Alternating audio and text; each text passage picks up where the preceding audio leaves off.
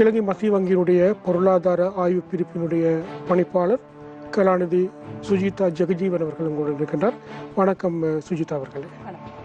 ஒவ்வொரு வருடம் ஆரம்பிக்கின்ற போதும் மத்திய வங்கி அந்த வருடத்துக்கான சில இலக்குகளை தீர்மானிக்கும். அது நாட்டினுடைய பொருளாதார வளர்ச்சி வேகம், அதாவது பணவீக்கத்தை எந்த அளவுக்கு வைத்துக் கொள்வது, வட்டி வீதத்தை எப்படி வைத்துக் கொள்வது, இப்படி ஒரு இலக்குகள் வைத்திருக்கும். 2025ஆம் ஆண்டு ஆரம்பிக்கின்ற போது நாட்டில் ஒரு புதிய அரசாங்கம் உருவாகி இருந்தது. அப்போ இந்த 2025ஆம் ஆண்டு வைக்கப்பட்ட இலக்குகளை அதனுடைய அடைவு மட்டம் எவ்வாறு இருந்தது, அதனை அடைவதில் ஏற்பட்ட ஒரு கடினமான பாதையில் போய் மத்திய வங்கி அடைந்திருக்கு. அடைவதில் ஏற்பட்ட சிக்கல்கள் என்ன? நன்றி.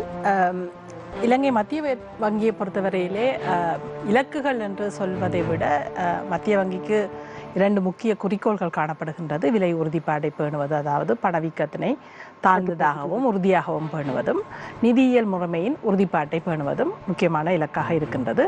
அந்த அடிப்படையிலே ஒரு வருடம் பிறந்து முதலாவது கிழமை அல்லது 2வது கிழமைக்கு இடையில் மத்திய வங்கியின் ஆளுநரால் அந்த வருடத்துக்குரிய கொள்கைகள் எவ்வாறு அமையும் என்பது தொடர்பான ஒரு அறிக்கை ஒன்று வெளியிடப்படும். அவ்வாறான ஒரு அறிக்கை போன கிழமையும் மத்திய வங்கியினால் வெளியிடப்பட்டது. அந்த அடிப்படையிலே மத்திய வங்கியின் கொள்கைகளை பொறுத்தவரையில் இந்த வருடத்துக்காக அல்லது 2025ஆம் ஆண்டுக்காக என்னென்ன விடயங்கள் கொள்கை ரீதியாக செய்ய வேண்டி இருந்ததோ அது எல்லாம் ஓரளவுக்கு முற்றுமுழுதாக அடைந்து கொள்ளப்பட்டதுன்னு தான் சொல்லலாம்.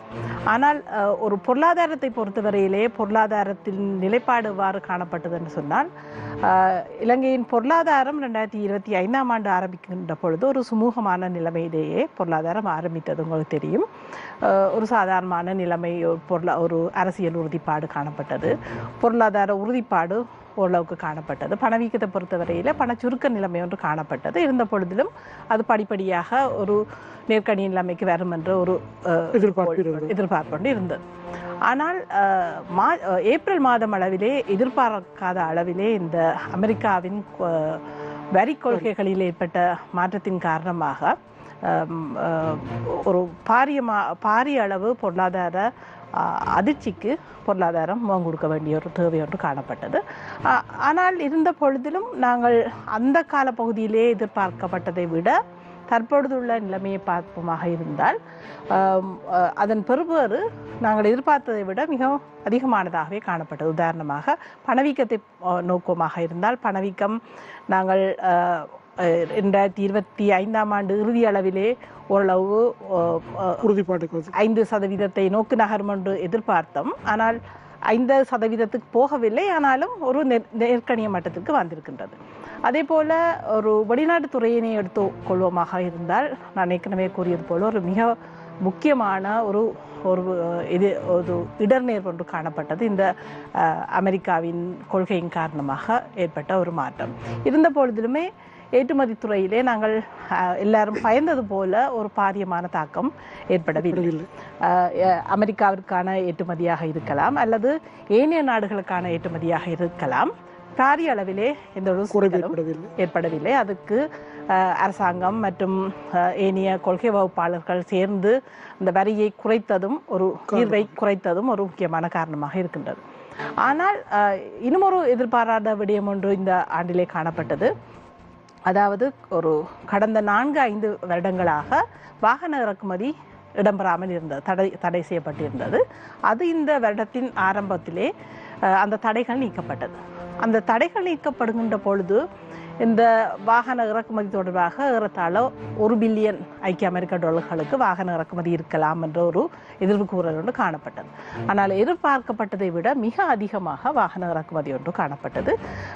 நவம்பர் மாதம் அளவிலே, அதாவது 11 மாத கால பகுதியிலே 1.7 பில்லியனுக்கு வாகன இறக்குமதி 6ஆம் மாத அளவிலேயே $1 பில்லியன் நெருங்கிவிட்டது. இது எங்கே தாக்கத்தை ஏற்படுத்தியதுன்னு சொன்னால், இந்த இறக்குமதிகள், வாகனத்துக்கான இறக்குமதிகள் அதிகரிக்கும் பொழுது டொலருக்கான தேவை அதிகரிக்கும், சந்தையிலே. அவ்வாறு தேவை அதிகரிக்கின்ற பொழுது அதற்கு சமப்படுத்துகின்ற வகையிலே டாலர்கள் காணப்படாமல் இருக்குமாக இருந்தால் அங்கே அந்த டாலரின் விலைக்கு ஒரு தாக்கத்தை திருப்பி அந்நிய செலாவணி அதிகரிக்கும். அதன் காரணமாக இந்த ஆண்டிலே கடந்த 2 வருடத்திலேயே இலங்கை ரூபாவின் பெறுமதி அதிகரித்தது. ஆனால் 2025ஆம் ஆண்டிலே ஒரு சுருக்கத்தை, அதாவது பெறுமதி தேய்வு ஒன்றினை அடைய வேண்டிய தேவை ஒன்று இருந்தது. 5.6% இலங்கை ரூபாவின் பெறுமதி குறைவடைந்திருக்கின்றது. இருந்த பொழுதிலும் இந்த தொழிலாளர் பண அனுப்புதல்கள் எதிர்பார்க்கப்பட்டதை விட அதிகமாக காணப்பட்டதன் காரணமாக வரலாற்றிலேயே மிக அதிகமான தொகையாக 8 பில்லியனை விட அதிகரித்த தொகை ஒன்று தொழிலாளர் பண அனுப்புதல்களாக கிடைக்கப்பட்டதன் காரணமாக இந்த வருடமும் வெளிநாட்டில் வருகின்ற இலங்கையர்களால் அனுப்பப்பட்ட பணம் இந்த வருடமும் இலங்கையின் செலாவணி சென்மதி நிலுவையிலே ஒரு நடைமுறை கணக்கு மிக ஒன்று அடையப்பட்டிருக்கின்றது. 3வது தொடர்ச்சியான ஆண்டாக அது ஒரு மிக முக்கியமான ஒரு ஒரு ஒரு வெற்றியாக கருதலாம். அதே போல வெளிநாட்டு இருப்புகளை பொறுத்தவரை ஒதுக்குகளை பொறுத்தவரையிலும் ஆண்டின் இறுதியிலே 6.8 பில்லியனுக்கு ஒதுக்குகள் அதிகரித்ததை காணப்படும். பில்லியன் அதிகரித்தது. இப்போ நாடு மிகப்பெரிய ஒரு பாதிப்புக்கு ஏற்பட்டது தித்வா புயலால். அரசாங்கத்தினுடைய வரவு செலவு திட்டத்தின் ஊடாக, அதாவது குறை நிரப்பு பிரேரணை ஊடாக ஏறத்தாழ 500 பில்லியன் ரூபாய் நிதி உட்பாய்ச்சப்பட்டிருக்கின்றது மக்களுக்கான நிவாரண பொதிகளுக்காக. அப்போ இந்த நிதி அவ்வளவும் ஒரு குறிப்பிட்ட காலப்பகுதிக்குள்ளே நாட்டுக்குள் தான் வரப்போகின்றது. அது மக்களுக்கு வழங்கப்படுகிற நிவாரணப் பொருட்களாக இருக்கலாம், அல்லது கட்டுமான பணிகளாக இருக்கலாம், வீதி அபிவிருத்தி, பால் அபிவிருத்தி என்று சொல்லி இந்த பணம் வரத்தான் போகின்றது. இவ்வாறு வருகின்ற போது நாட்டில் ஏற்கனவே இருக்கின்ற நாணய சுழற்சி அதுக்குள் இந்த பணமும் வருகின்ற போது அது இன்னும் கொஞ்சம் அதிகமாக போகின்றது. இது எவ்வாறான தாக்கத்தை பொருளாதாரத்தில் ஏற்படுத்தும்? இந்த அரசாங்கத்தின் இந்த குறை நிரப்பு பாதீட்டினை பொறுத்தவரையிலே இந்த 500 பில்லியன் எங்கிருந்து வருகின்றதுன்னு சொன்னால், பொதுவாக ஒரு பாதீடு, ஒரு வரவு செலவு திட்டம் உருவாக்கப்படுகின்ற பொழுது வரவு செலவு திட்டத்திலே வருகின்ற பற்றாக்குறைக்காக அரசாங்கம் புதிதாக கடன் வாங்க வேண்டிய தேவை ஒன்று வரும். ஆனால் இந்த குறை நிரப்பை பொறுத்தவரையிலே இதற்கான தொகை ஏற்கனவே அரசாங்கத்திடம் காணப்படுகின்றது. அதாவது 2023ஆம் ஆண்டு, 2024ஆம் ஆண்டு, 2025ஆம் ஆண்டிலே இந்த வரி வருமானங்கள் அதிகரித்ததன் காரணமாக, எதிர்பார்க்கப்பட்டதை விட அதிகரித்ததன் காரணமாக அரசாங்கத்திடம் ஒரு சேமிப்பு ஒன்று காணப்பட்டது.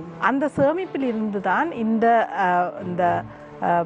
டிட்வா புயலின் பின்னரான மீள்கட்டுமான தொழிற்பாட்டுக்காக இந்த 500 பில்லியன் ரூபாய் செலவிடப்பட இருக்கின்றது. ஆகவே இதனால் புதிதாக கடன் ஒன்று உருவாக போவதில்லை. கடன் உருவாக போவதில்லை. அதே போல மத்திய வங்கி அந்த கடன் உருவாக தேவையில்லாட்டில் மத்திய வங்கி நாணயத்தை பிரிண்ட் பண்ணுவோம், அந்த தேவை ஒன்றும் இருக்காது.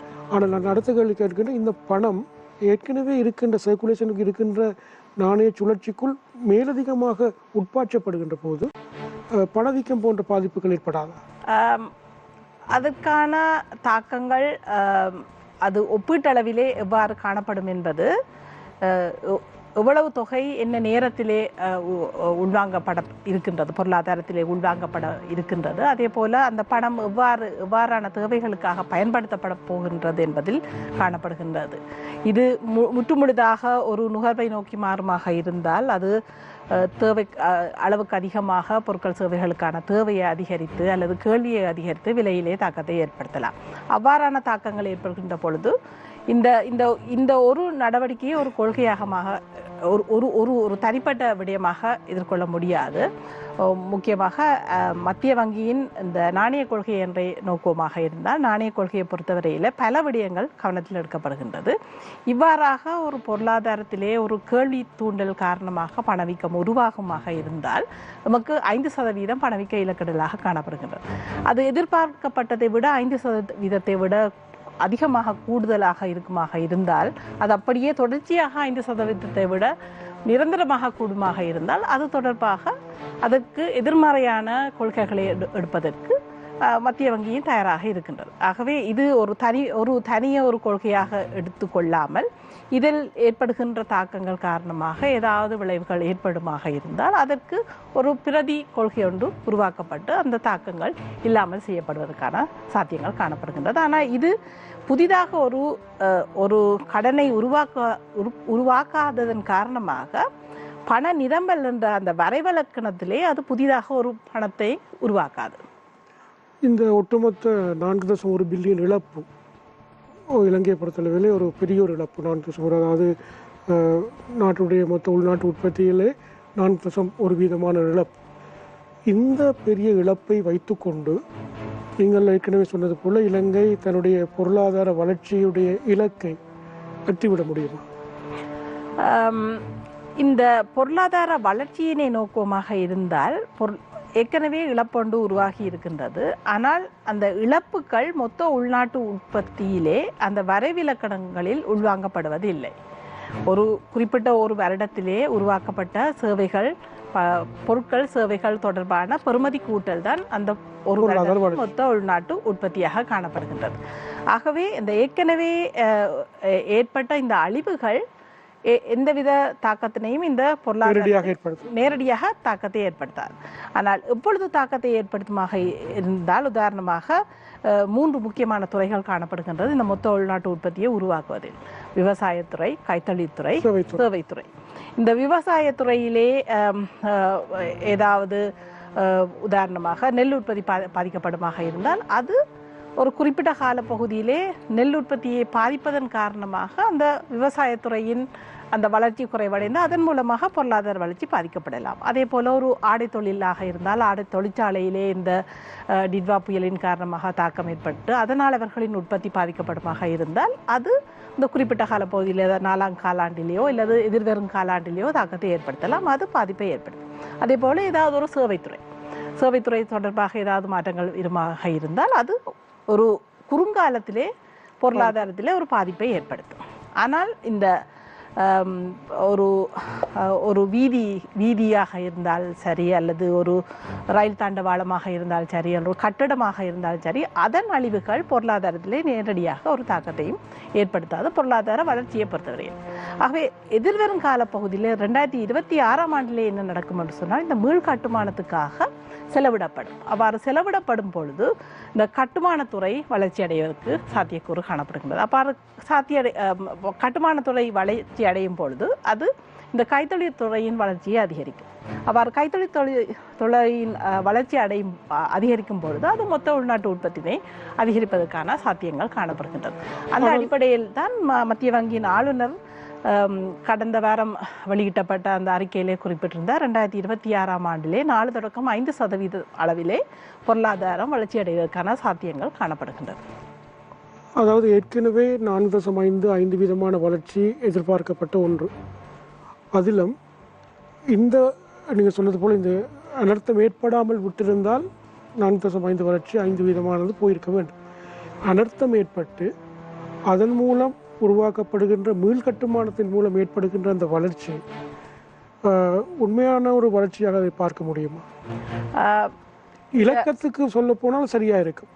நாட்டுடைய கைத்தொழில், அதாவது தொழில்துறை வளர்ச்சி அடைந்ததாக காட்டப்படும், அதன் மூலம் பொருளாதாரம் வளர்ச்சி அடைந்ததாக காட்டப்படும். ஆகவே இலக்கத்தை ஒப்பிடுகின்ற போது சரி. என்னென்ன இதே மாதிரி வளர்ச்சியை நாங்கள் 2006, 7, 8ஆம் ஆண்டு காலப்பகுதியில் பார்த்துருக்கோம். தெற்கு அதிவேக வீதியாக இருக்கலாம், விமான நிலையம் உருவாக்கப்பட்டதாக இருக்கலாம். ஆகவே இந்த தொழில்துறை மூலமான வளர்ச்சியை தாண்டி கட்டுமானத்துறை மூலமாக வளர்ச்சி அடைகின்ற போது பொருளாதாரம் வளர்ச்சியாக காட்டப்படும். ஆனால் அது உண்மையான ஒரு பொருளாதார வளர்ச்சியாக அதை பார்க்க முடியும். இந்த கட்டுமானத்தை மாத்திரம் ஒரு பகுதியாக எடுப்பீர்களாக இருந்தால் அது ஒரு இலக்கத்தில் ஏற்படுகின்ற மாற்றமாகத்தான் காணப்படும். உதாரணமாக ஒரு வீடு ஒன்று சேதமடைந்திருக்கின்றது. அந்த வீட்டை கட்டுவதற்காக அந்த வீட்டின் உரிமையாளர் செலவழிப்பார் என்று வைத்துக்கொள்வோம். ஒரு 10 மில்லியனை செலவழிப்பார். அவ்வாறு செலவழிக்கும் பொழுது இந்த கட்டட ஒப்பந்தக்காரர் இந்த கட்டடத்தில் வேலை செய்பவர்களுக்கு அந்த தொகை அவர்களுக்குரிய ஒப்பந்த தொகையாகவோ அல்லது ஊதியமாகவோ போகும். அப்படி ஊதியமாக போவது எங்கே போகும் என்று சொன்னால் அவர்களுக்கான செலவினமாக மாறும். அவர்கள் நுகர்வு செய்வார்கள். அவர்கள் நுகர்வு செய்கின்ற பொழுது அவர்கள் நுகர்வு செய்கின்ற பொருட்களை உற்பத்தி செய்வதற்கான கேள்வி அதிகரிப்பதன் காரணமாக அது இன்னும் ஒரு தொழிலுக்கு ஒரு வளர்ச்சியை உருவாக்கும். அவ்வாறு இந்த சுழற்சி என்பது ஒரு இடத்திலே நிற்காது. கட்டுமானம் என்ற ஒரு இடத்திலே நிற்காமல் பல விதமான தாக்கத்தை ஏற்படுத்துவதன் காரணமாக உண்மையாகவே பொருளாதார வளர்ச்சியிலே தாக்கத்தை ஏற்படுத்தும். ஆனால் நான் ஏற்கனவே சொன்னது போல இந்த கட்டடத்தில் ஏற்பட்ட அழிவென்பது நேரடியான ஒரு தாக்கத்தை ஏற்படுத்தாது. ஆனால் அந்த குறிப்பிட்ட துறைகளிலே உடனடியாக ஏற்படுகின்ற பாதிப்பு ஒரு எதிர்கணியமாக இருக்கும்.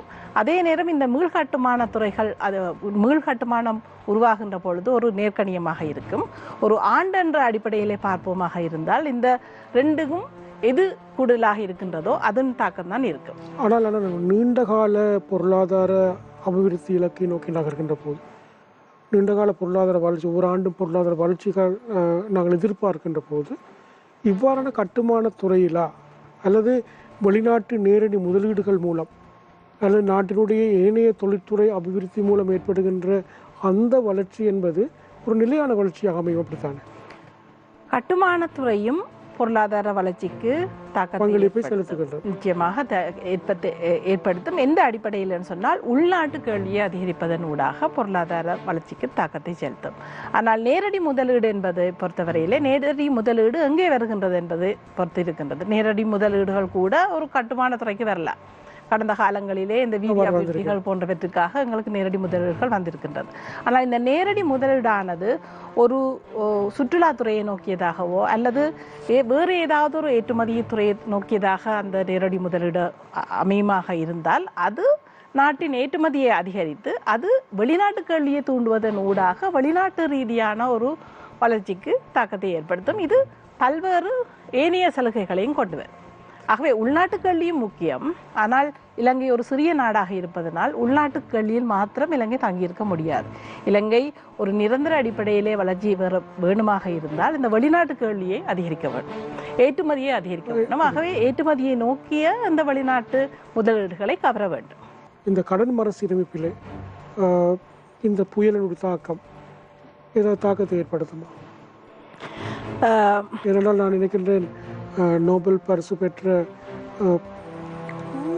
எக்கனாமிஸ்ட் அவர்கள் 120 பேர் சைன் வச்சு சொல்லியிருந்தார்கள் இந்த கடன்கள் திருப்பி செலுத்துவதை தாமதப்படுத்துங்கள் என்று சொல்லி.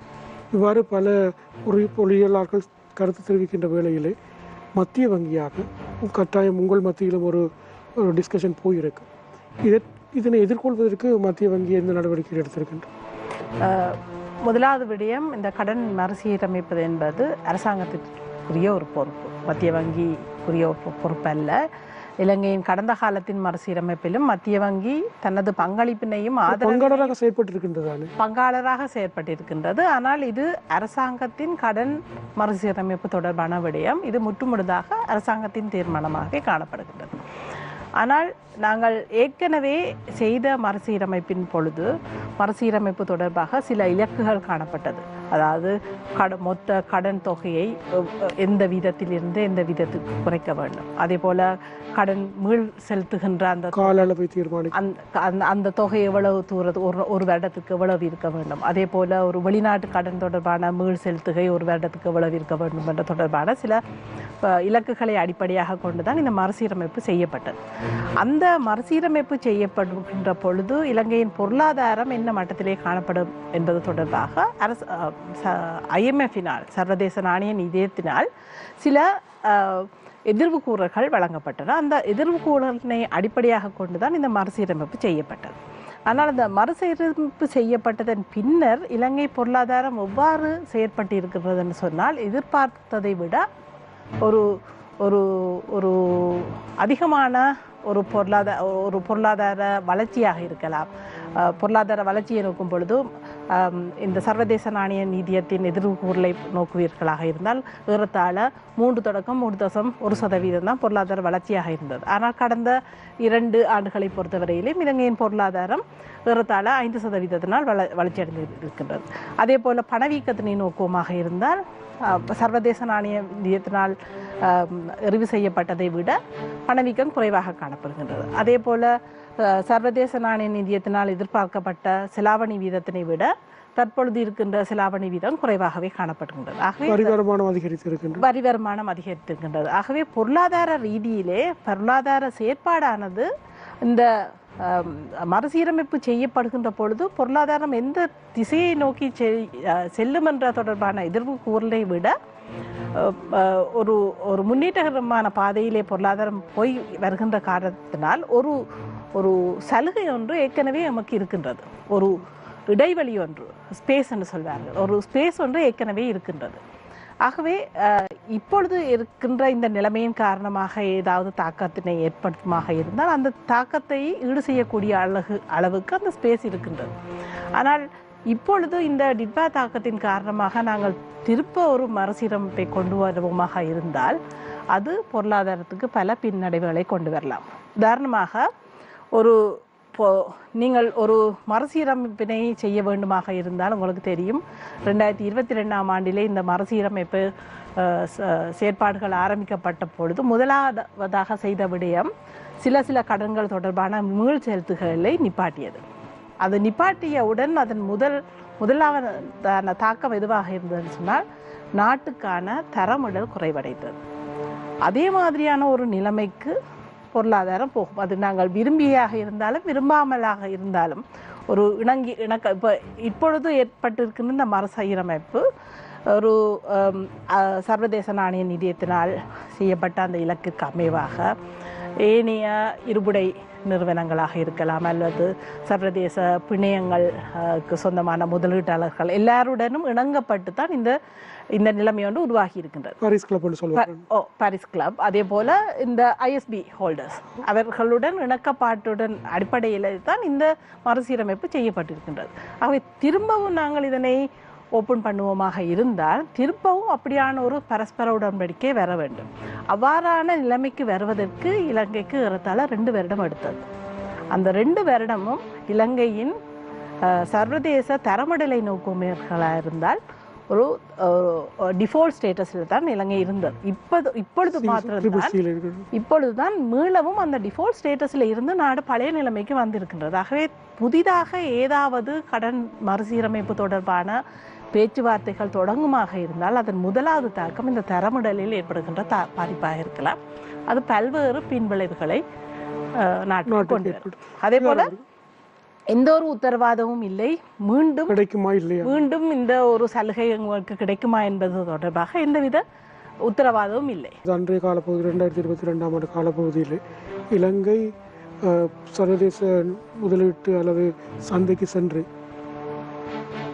பிணைகளை விற்று காசை பெற முடியாத நிலையிலே இருந்தது.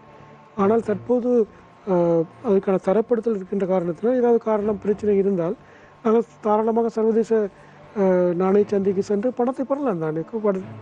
இன்னமும் இலங்கை சர்வதேச சந்தைக்கு போகின்ற அளவிற்கு தரமிடல் இன்னமும் உயரவில்லை. இப்பொழுது இருக்கின்ற மட்டத்திலே இலங்கை சர்வதேச சந்தைக்கு போகுமாக இருந்தால் இலங்கை செலுத்த வேண்டிய வட்டி வீதம் மிக அதிகமாக இருக்கிறது. ஏற்கனவே பல்வேறு அந்த சர்வதேச நாணய நிதியத்தின் நிகழ்ச்சி திட்டத்துக்கு அமைவாக பல்வேறு பொருளாதார முன்னேற்றங்கள் அடையப்பட்டிருக்கின்றது. இன்னமும் அந்த சீரமைப்பு இன்னும் பூர்த்தி அடையவில்லை. அந்த பூர்த்தி அடைந்து அந்த நாட்டின் தரமிடல் உயர்வடைவதற்கு முன்னராக நாங்கள் மீண்டும் அந்த சந்தைக்கு இருந்தால் மீண்டும் எங்களுக்கு பிரச்சனைகளுக்கு வருவதற்கான சாத்தியங்கள் காணப்படுகின்றது. இப்பொழுது இருக்கின்ற அந்த நிலைமையிலேயே இலங்கை தொடர்ச்சியாக உள்நாட்டு நிதி வளங்களை வைத்துக்கொண்டு ஒரு குறிப்பிட்ட காலத்திற்கு தொடர்ச்சியாக செல்வது சாத்தியமாக இருக்கும். அதே போல இப்பொழுது தரமிடல் உயர்வடைந்ததன் காரணமாகவும் இந்த மறுசீரமைப்பு முடிந்ததன் காரணமாகவும் ஏனைய நாடுகளிடமிருந்து வரக்கூடிய கடன்கள் இப்பொழுது அதிகரித்திருக்கு. அதற்கான சாத்தியங்கள் அதிகரித்திருக்கு. ஏற்கனவே நிறுத்தப்பட்ட பல்வேறு செயற்திட்டங்கள் இப்பொழுது மீளவும் ஆரம்பிக்கப்பட தொடங்கி இருக்கின்றன. இவை புதிதாக ஒரு டாலர் உள்பாய்ச்சலைக்கு வழிவகுக்கும். அவை வர்த்தக கடன்களாக இல்லாமல் ஒரு சலுகை அடிப்படையிலான கடன்களாக காணப்படும். இலங்கையுடைய வெளிநாட்டு நாணய கையிருப்பு நீங்கள் சொன்னது போல 6.8 பில்லியன் ரூபாவாக இருக்கின்றது. ஆனால் அதனை நாங்கள் 7.5 பில்லியனாகவும் அதிகரிப்பது தான் எங்களுடைய நோக்கம். நாங்கள் ஏற்கனவே சொன்னது போல இந்த வாகன இறக்குமதிகள் அதிகரிக்கப் போகின்றது. அதே போல் ஏற்கனவே இறக்குமதி செய்யப்பட்ட வாகனங்கள் பல பதிவு செய்யப்படாமல் இருக்கின்றது. வாகன இறக்குமதியாளர்களை பொறுத்தளவிலே இந்த வாகன இறக்குமதியை தொடர்ச்சியாக கொண்டு செல்லக்கூடிய அளவிற்கு நாட்டினுடைய அந்நிய செலாவணி கையிருப்பு இருக்கின்றதா, அல்லது எனக்கு தெரியும் மத்திய வங்கியிலிருந்து நேரடியாக இவற்றுக்கான பணம் வழங்கப்படுவதில்லை. இருந்தாலும் மத்திய வங்கியுடைய கையிருப்பிற்காக சந்தையில் உள்ள பணத்தை மத்திய வங்கி தனக்காக வாங்கிக் கொள்கின்றது. இவ்வாறான நிலையிலே வாகன இறக்குமதிக்கு ஏதாவது பாதிப்பு ஏற்படுமா? வாகன இறக்குமதி அதிகரிக்கும் பொழுது உள்நாட்டு சந்தையில் இருக்கின்ற டொலரின் அளவு குறைவடை. அதன் காரணமாக மத்திய வங்கி இந்த ஒதுக்குகளை கட்டியெழுப்புவதற்காக செய்யக்கூடிய அந்த கொள்வனவு சக்தி குறைவடை. 2025ஆம் ஆண்டை பொறுத்தவரையிலே நான் ஏற்கனவே சொன்னது போல தலா 4 தொடக்கம் 5 வருடத்துக்கு பின்னர் இந்த வாகன இறக்குமதி தடைகள் நீக்கப்பட்டதன் காரணமாகவும், அதே போல சில பிழையான விடயங்கள், பிழையான தகவல்கள் பொதுமக்களுக்கு இடையிலே பரவியிருந்த உதாரணமாக மத்திய வங்கி பொறுத்தவரையிலே மத்திய வங்கி எதிர்வு கூறிய ஒரு தொகை தான் இந்த 1 பில்லியன் வாகன இறக்குமதி.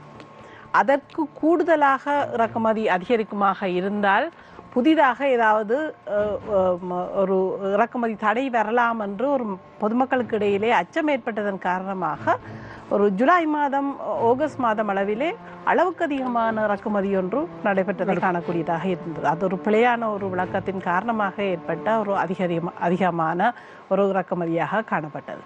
2025ஆம் ஆண்டிலே ஏற்பட்ட இந்த வாகன இறக்குமதிக்கான அந்த கேள்வி பென்டப் டிமாண்ட் என்று சொல்வார்கள். இந்த 4-5 வருடமாக செய்யாமல் இருந்த அந்த இறக்குமதி ஏற்பட்டிருக்கின்றது. அதே போல் முக்கியமான அந்த இறக்குமதி செய்யப்பட்ட வாகனங்களை பொறுத்தவரையிலுமே ஒரு ஆடம்பர அடிப்படையிலான வாகனங்கள் பெருமளவில் இறக்குமதி செய்ததன் காரணமாக அந்த தொகையிலே ஒரு பெரிய ஒரு தாக்கத்தை ஏற்படுத்தியது. ஆனால் எதிர்வரும் காலப்பகுதியிலே தொடர்ச்சியாக இவ்வாறான ஆடம்பர வாகனங்களுக்காக தொடர்ச்சியாக கேள்வி இருக்குமா என்று சொன்னால் அதற்கான சாத்தியங்கள் குறைவாக. ஏனென்றால் இப்பொழுது இருக்கின்ற முறையின் படையை ஒரு வாகனம் ஒன்று இறக்குமதி செய்து அது பதிவு செய்யப்படும் பொழுது அந்த வரி இலக்கம், உங்களுடைய வரி கோவையின் இலக்கம் கொடுக்கப்பட வேண்டும். அவ்வாறு கொடுக்கப்படும் பொழுது நீங்கள் இந்த வாகனங்களை இறக்குமதி செய்வதற்கு எங்கிருந்து நிதி வந்தது என்பது தொடர்பான விளக்கத்தை வெளிப்படுத்த வேண்டும். ஆகவே தொடர்ச்சியாக ஒரு குடும்பத்தில் இருந்தவர்களோ அல்லது ஒரு நிறுவனத்தில் இருந்தவர்களோ தொடர்ச்சியாக வாகனங்களை, ஒரு ஆடம்பர வாகனங்களை இறக்குமதிக்கான சாத்தியங்கள் குறைவு. அது மட்டுமல்ல, நீங்கள் ஏற்கனவே நிகழ்ச்சியிலே பேசியிருந்தோம். அதாவது புதிதாக ஒரு வாகனத்தை வாங்குவதாக இருந்தால் அந்த வாகனத்தினுடைய பெறுமதியில் 50% மட்டும்தான் தற்போது வங்கிகள் கடனாக வழங்க முடியும். எனவே சாதாரணமான ஒரு வாகனம் 12.3 மில்லியன் ரூபாய் போகின்ற போது ஒரு சாதாரணமாக ஒரு வாகனத்தை வாங்குவதாக இருந்தால் ஆக குறைந்தது 5 மில்லியனை கையில் வைத்து கொண்டுதான் இலங்கை மக்கள் வாகனத்தை பொதுமக்களுக்கான கொள்ளளவு சக்தி அவ்வளவு தூரம் இல்லாதிருப்பதன் காரணமாக ஒரு ஆடம்பரமான வாகனங்களுக்கான அந்த கேள்விகள் எதிர்காலம் காலப்பகுதியில் குறைவதற்கு சாத்தியங்கள் காணப்படுகின்றது. ஆனால் இந்த நடுத்தர மக்கள் வாங்கக்கூடிய ஒரு சிறிய தர வாகனங்களுக்கான கேள்விகள் அதிகமாக காணப்படலாம். 2025ஆம் ஆண்டிலே பார்த்தாலும் கூட இந்த இருசக்கர வண்டிகளுக்கு அதிகமாக காணப்பட்டது. அது 2026ஆம் ஆண்டிலே தொடர்ச்சியாக இருப்பதற்கு சாத்தியங்கள் காணப்படுகின்றது. அதே போல முச்சக்கர வண்டிக்கான இறக்குமதியும் அதிகரித்தது, அதுவும் தொடர்ச்சியாக இருப்பதற்கு சாத்தியங்கள் இருக்கின்றது. ஆனால் தொடர்ச்சியாக இந்த ஆடம்பர வாகனங்களுக்கான கேள்வி குறைவடைவதற்கான சாத்தியங்கள் காணப்படுகின்றது. இந்த இடத்துல நிகழ்ச்சியை நிறைவு செய்வதற்கு முன்னர் ஒரு பேரின பொருளாதார சம்பந்தமான கேள்வி. இலங்கை மத்திய வங்கி இவ்வளவு காலமும் 75 ஆண்டுகளாக நாட்டினுடைய கடன் சம்பந்தமான பொறுப்புகளிலே நேரடியாக மத்திய வங்கி தான் தீர்மானித்தது கடன் முகாமைத்துவத்தை. ஆனால் தற்போது அதற்காக தனியொரு டிபார்ட்மெண்ட் ஒன்று உருவாக்கப்பட்டிருக்கின்றது. கடன் முகாமைத்துவம் அவர்களது கைக்கு போயிருக்கின்றது. இதனால் ஏற்படுகின்ற ஒரு எந்த விடயங்கள் இதனால் நடைபெறப் போகின்றது? அதாவது மத்திய வங்கியாக தீர்மானித்து மத்திய வங்கி கடன்களை முகாமைத்துவம் செய்கின்ற நிலை மாறி இது தற்போது திரைசேரிக்குள்ளாகத்தான் இந்த விடயங்கள் கையாளப்படுகிறது. இது எந்த அடிப்படையில் இந்த விடயங்கள் நடைமுறைப்படுத்தப்படுகின்றன? இந்த பொது படுகடன் முகாமைத்துவத்தை பொறுத்தவரையிலே இலங்கை மத்திய வங்கி 75 ஆண்டுகளாக இதனை தொடர்ந்து வந்திருக்கின்றது. ஆனால் இது ஒரு முகவராண்மை பணியாகவே காணப்படுகின்றது. ஒரு மத்திய வங்கியின் ஒரு முக்கியமான தொழிற்பாடாக காணப்படுவதில்லை. உலகளாவிய ரீதியில் பார்த்தமாக இருந்தாலும் அநேகமான மத்திய வங்கிகள் இந்த பொது படுகடன் முகாமைத்துவம் செய்வதில்லை. இது ஒரு அரசாங்கத்தின் முகவர் என்ற அடிப்படையிலே மத்திய வங்கியினால் செய்யப்பட்ட ஒரு தொழில்.